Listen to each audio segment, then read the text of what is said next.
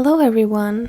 Weird starting place, huh? I don't know, I just found it cute today. I went on my first ever writing lesson in 3 years last week, and that gave me an idea. I really want to tell you the story, or, well, it's not one particular story, but more like reasons behind why I stopped writing in the first place. Because you might be like, Elena, you're an SSO YouTuber. You don't write? and the answer is, well, kinda.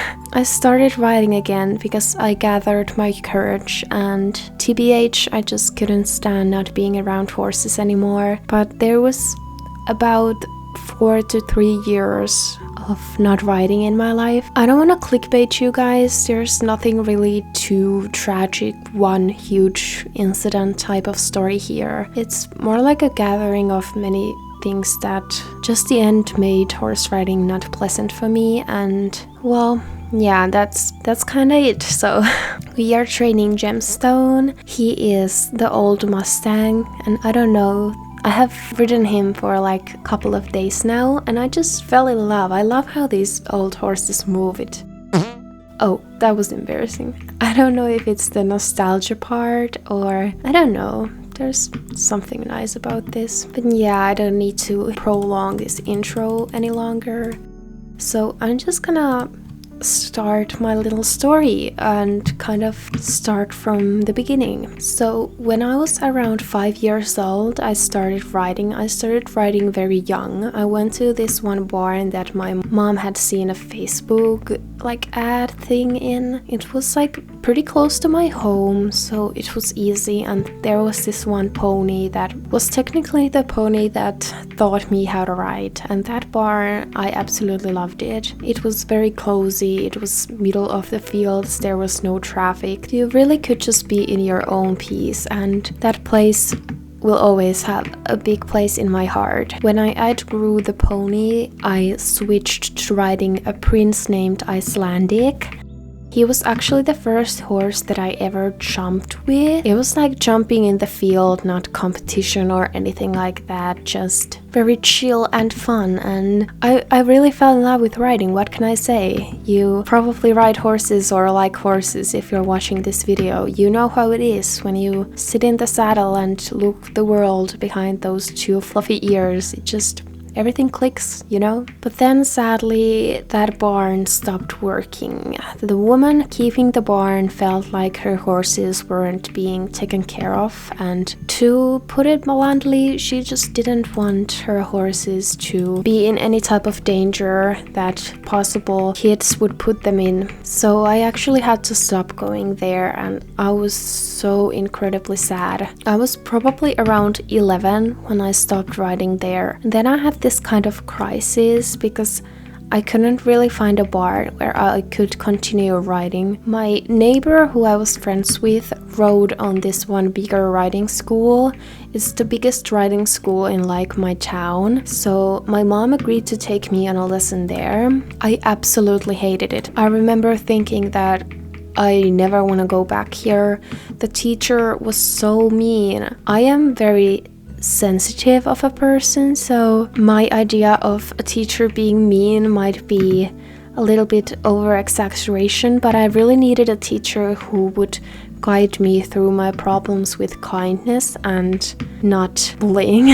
So I ended up riding there maybe 2 or 3 times, and then I was like, no, this isn't gonna work, this is killing my vibe, I just don't want to go back there. My friend kind of agreed with me, and she actually stopped going to that barn as well. So basically at that point we were just these 2 kids that loved horses and loved riding without a barn. So one thing you should know is that I live in a very small town. There isn't many riding schools around here. But then something happened because my mom's best friend's daughter, stick with me now, this is kind of a word vomit. She worked at this barn. Yes, you heard it right, worked, and she was same age as me, and this is kind of where it starts. I don't know why that didn't lift any red flags in me or especially my mother, but anyways, the stable seemed very nice and I actually had ridden there before, but just once or twice. So me and my friend went to that barn to ask the lady if we could start riding there, and she said that of course we can.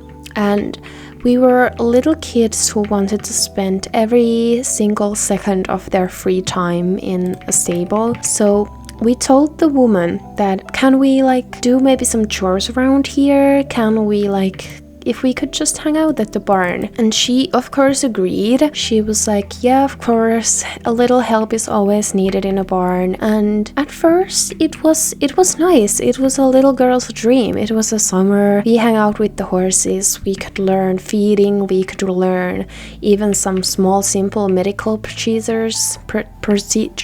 Never mind. There was also a bunch of other animals on that barn. There was chickens, there were sheep, there weren't any cows. I hope there would be. And then there were goats. I absolutely love goats.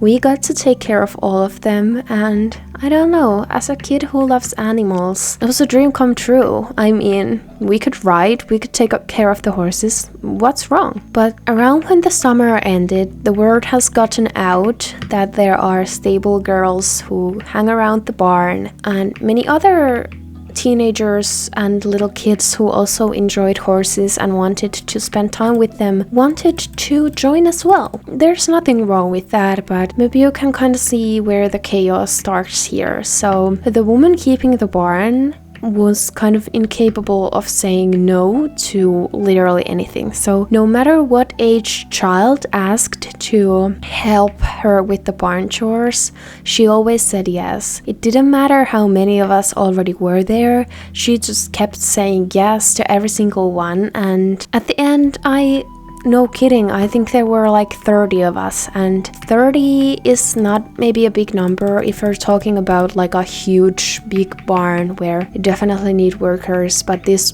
definitely wasn't it. There were 30 people were a lot of people, let's just say that, and we were around ages 8 to 15, I would say. So at first we were getting along, but riding is kind of competitive. I don't know how to say that word, please cut me some slack. But we were competing with each other about literally everything, and it started getting worse. It was the basic stuff oh, this horse named Cinnamon is absolutely my heart horse. He only trusts me. Then there's this other kid who was oh no, he only trusts me. I'm the only human he can trust. And then it's a lazy lesson pony who doesn't give a flying fuck of who rides him. So that was the basic stuff there. We were all kind of nitpicking each other. Now, I hated drama at that point. I tried to stay out of it, and since me and my friends, we were the first people who got to work at that barn, we were so sad that all the calmness and peacefulness was gone. It seemed like the barn kind of became high school. It started feeling like that. Now, I am going to be splitting this into three different parts, because there were 3 main problems on that barn, and it's too much for me to try to say them all at once. So I'm gonna start with the child labor part, because that woman hid behind calm, nice horses and a cozy barn and was using straight up child labor 24/7 without any protection or security that we would be protected if something were to happen. It came to a point when I was asked to host a camp, a week-long camp with small children. I was the one staying with them overnight. I was the one teaching them how to write, and I was 12. If you're wondering, oh, well, did you get paid? Of course I did not get paid. I didn't even get free writing lessons. It was straight up child labor. And if you're wondering, did stuff happen there? Because who in their right mind would put a 12-year-old in a charge of ponies and horses who are sick of being lesson programmed? Yeah, something did happen. Children got bit, they fell off, they got kicked, and what could I do? I didn't know. I could ride, I could do the most basic stuff, and yeah, I kinda could control horses, but nobody can control horses 100%. They are animals. And expecting a literal child to take care of your customers for you is absolutely diabolical. I literally don't understand why a lawsuit hasn't been filed yet. But yes, I wasn't the only one who experienced this. The person keeping the barn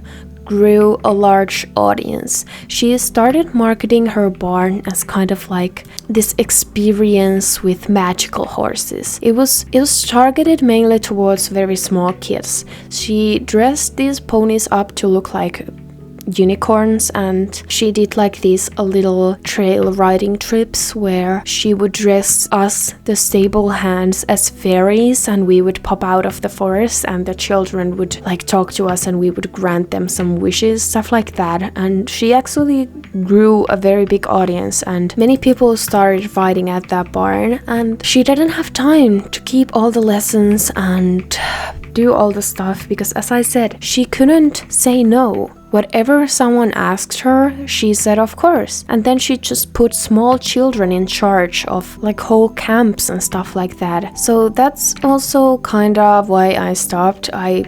You probably can see why. And I was also very blind at that at the time because I was a child who wanted to spend time with horses. There isn't really nothing wrong with that. I don't blame myself. But yeah, now that we have covered kind of the child labor part, I'm gonna get to this one first. So the bullying on the barn was actually insane. I found out that there was this big group chat called like the stable hands or something like that. That's where all of us were, and that's where we kind of schedule things. But then I found out there were like 15 different group chats going around with different people where they talked literal crap about the other stable hands. It was literally getting out of hand. It was so terrible. People were gossiping behind each other's backs. People were secretly filming each other, and then if you went on a riding lesson and you didn't ride that well that day, they would film you, post it on the internet, and just bash on you. Here's the terrible part.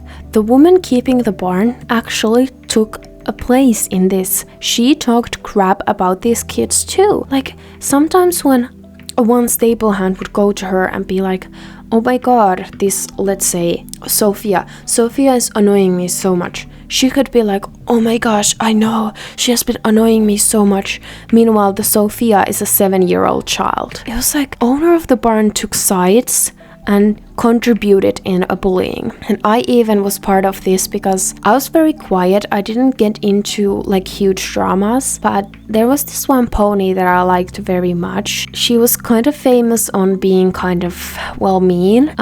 It was mainly because she got very overstimulated and she didn't like balloons and umbrellas and stuff like normally scares horses. It's not rare if you open an umbrella next to a horse. It's more likely that they are gonna get scared than they're gonna stand still. But even though the owner knew that the horse hated like big crowds, loud noises, stuff like that, the horse always got put up with children's parties. And then there was this one time when a small child was brushing the horse way too roughly. No one had taught the child how to brush a horse, and the child had a big balloon of a cartoon character or something, and that horse freaked out and she beat the girl. It wasn't like too bad. We didn't have to call medics or anything like that, but she did get hurt, and most of all she got very scared. And the owner of the barn announced that they were to put that horse down. She was like, this is unacceptable.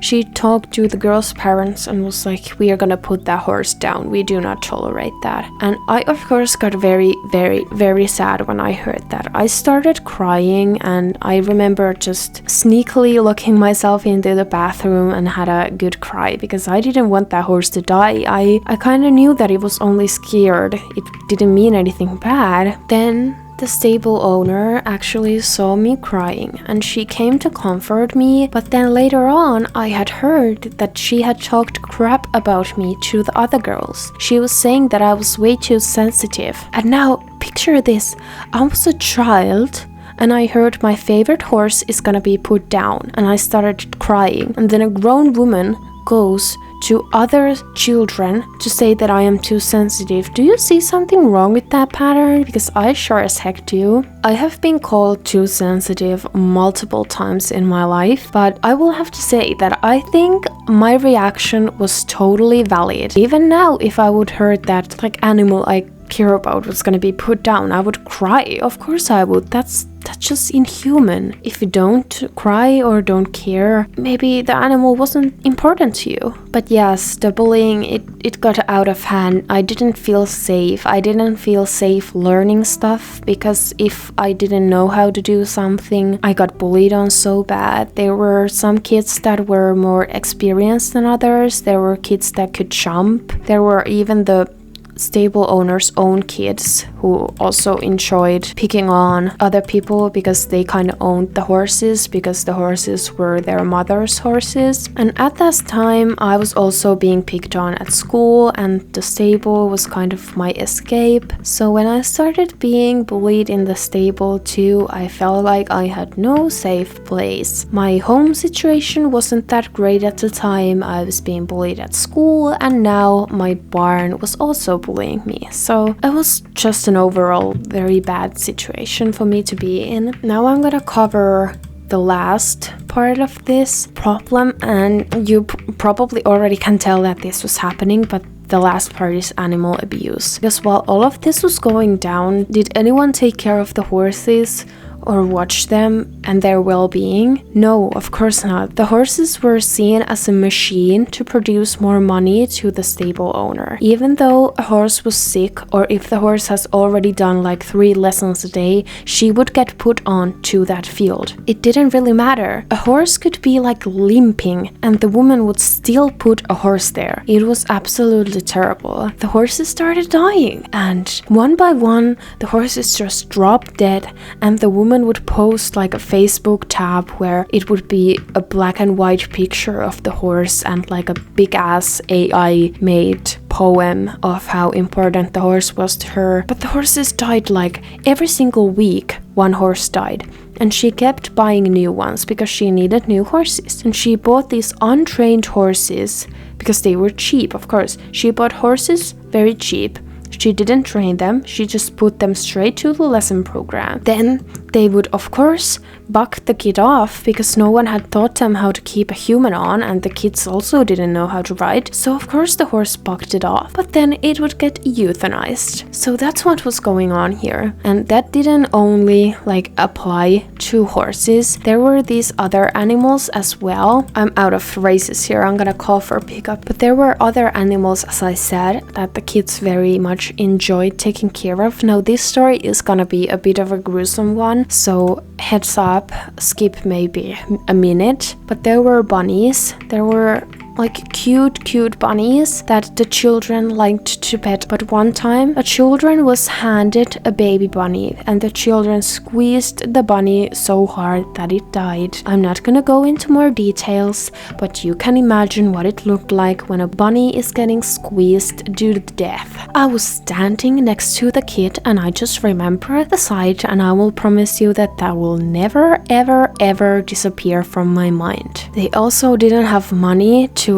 professionally put animals down, so this woman's husband would just straight on kill these animals on the property, and you could find these bodies of dead rabbits and goats around the barn. It was straight from a horror movie, I will tell you. So I remember I once walked into the feed room to get, I don't really remember what I was getting, and there were literal baby bunnies hanging from the ceiling, and I was a child, goddamn. Can you imagine what my face looked like when I saw a bunch of dead baby bunnies on the roof? And then I started crying. Yeah, call me sensitive, I don't care. And the owner came in there, and I was like, why do you have dead bunnies on your roof? And she was like, oh, well, we're gonna eat them. She also ate the dead horses. And now I know it's pretty common that when you own pigs and cows and maybe even horses, you eat their meat, but for me that sounded very graphic and terrible. So at that point I was pretty much done with it. I was used as a laborer. I was reading in a barn where the teacher was another child, and I constantly got into the accidents. the times I fell off when I was at that barn is absolutely diabolical. There is no reason for a child to be falling off that many times. It was like 6 times a lesson or something like that. I was constantly bruised. I had this one favorite horse there that I rode all the time. I was kind of like a good rider at that point. Not like, I'm not saying I was excellent or anything, but I was like above the normal level at that barn. Note, at that barn, not at all barns, because no, I definitely wasn't that good. But many of the children there were young, so I kind of ranked up the scale because I was older. And I rode that horse all the time. And that horse wasn't being ridden a lot because she was fast. She liked to go fast and the children were scared of her. So she was the one I rode. And it was like peaceful riding with her for maybe like a month. But then she kind of got sick. I mean, I couldn't diagnose her, I couldn't tell you what's wrong with her, but she lost all her enthusiasm. Her favorite thing in the whole world was to go on the field and run as fast as she could go. That was like when she lit up. And suddenly she didn't do that. She got like very, very weird. And I was so surprised. And then I found out the woman had been putting her on the lessons, and that's fine. I mean, I didn't own the horse, of course it was fine. Then I found out the horse was actually attending like 4 classes a day, and remind you, previous of that she didn't attend any of the lessons. She was being ridden like 3 times a week. Now she was being ridden like 4 times a day, and I really can't tell you the name of that disease in English. I only know it in my native language. But that's like what happens when the schedule of movement changes quickly. Like if you don't move a horse at all and then suddenly you start moving it like every single day, it's getting way too much exercise way too fast. That's what happens. It has something to do with the guts, like something like that. And the horse passed away and she was only 7. The horse was 7. She wasn't old by any means, and I was absolutely destroyed by that. Because that was like, I loved that horse very much. I loved. And that was kind of where I really saw how things were. At that point, I was like, I think I was already like 15, so I wasn't a child anymore that you could tell a bunch of reasons why stuff started happening. I already kind of saw and understood why things were happening. I also realized that no, it's not normal that a stable loses like 1 horse each week. So I quit. I just never went back, and after that I was so traumatized by everything, and I kind of like believed that there is no stable where I can ride and trust that the horse is being taken care of. I had such a long experience of a stable absolutely torturing the horses, meanwhile telling children that they are these happy magical little unicorns, while I saw the woman hanging baby rabbits from the roof. So I was like, how can I ever ride again? I tend to hate riding schools because I feel like they always prioritize the riders over the horses. And I mean, it's a business, of course they kind of have to do that, but you cannot run a successful business with horses if your number one priority is not the horse's well-being. You're asking the horse to carry these children who can't ride, and that is a massive stress factor to a horse. So I was just like, I missed riding, I wanted to ride, I missed horses. I just didn't want to give my money to people who torture horses. I was absolutely distraught, and this went on for 5 years. I got these phases where I was like, I need to go riding. Like literally, I need to go riding. But as I said, I live in a small town and my options here are very limited. And the stable that did all of this is still very much working, and it's probably now one of the biggest places you can go riding in my town. But I'm not going back there over my dead body, literally. But then, like maybe a month ago, I was like wondering, I need to go riding. I really do. And then actually, I saw my old teacher adding me on Facebook, and she owns horses. She doesn't own like a riding school. It's literally her house and a small stable in the backyard. She has 4 horses there. And then I just built up my courage and was like, hey, can I go riding? It was literally me. I was like, I can of course pay you, no problem. I really need to go riding again. And I was telling her kind of my story and telling her how I kind of can ride, but then again it has been like so long when I had last ridden that I probably had forgotten all my skills. And she was the sweetest person ever. She was like, of course you can come riding here, she needs help moving that one horse. And then I went to ride on her big Irish cob mare called Star. She was so adorable. It was very chaos when I rode the first time, like getting the horse to canter and stuff like this. I had forgotten most of it. I was bad, but I don't know, something about sitting on a saddle after such a long time, I felt like I got healed again.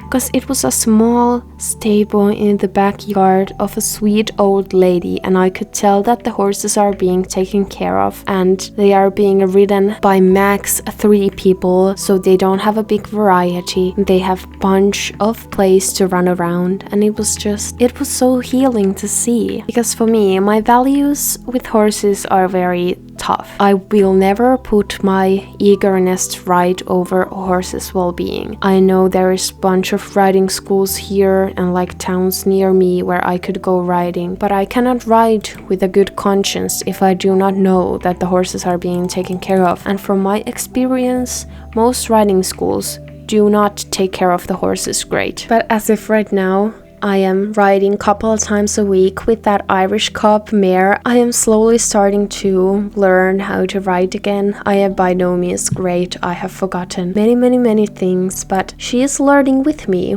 Neither of us are very experienced or great, so it's actually a very sweet combo. She does not jump or do any fancy dressage. She's more of a trail ride horse, but the stable is at an absolutely magical place, and I cannot wait to go in the nature with her. I am still gathering up my courage to go trail riding. For right now, I have only ridden on the field because I don't trust myself yet to go on a nature with a horse. You will have to have a certain level of confidence and skill to leave the stable with a horse, especially if you're going somewhere that has like cars and stuff like that. And I don't feel like I have that confidence yet, and I don't want to hurry anything. In the past, I feel like I was rushed into doing things that I wasn't comfortable with. I got pressured into jumping even though I didn't really handle cantering yet, and that was terrible, and I remember being so scared. And now I have so much control over at what pace I go on. I will take it as slow as I want. I'm gonna learn the trot that I can handle and sit trot properly. Then I will move on to canter and stuff like that. And then when I'm very comfortable with that and I feel like I know the horse and I feel like I can survive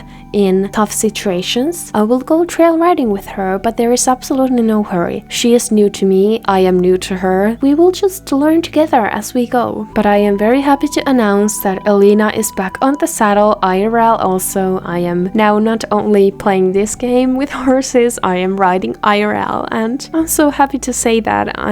I really am. I really hope that this video didn't come across as like shading on riding schools. I believe that there are great riding schools. I really want people to keep an eye out for possible signs of horse abuse or child abuse, because many stables, they care about the profit so much that they are willing to let go of the horse's well-being. And what you do and where you decide to put your money is your own business, but at the end of the day, all of us horse girls, boys, and everything in between, we share the love of horses, and we cannot support businesses who hurt them. And I know you don't want to do that either. Just be aware of what your stable is doing and keep your eyes open. And if you feel like you have seen abuse on the horse's behalf or bullying, consider your options, okay? That's all I'm gonna say. Just consider your options. If you survived through this rant, I am so thankful to you.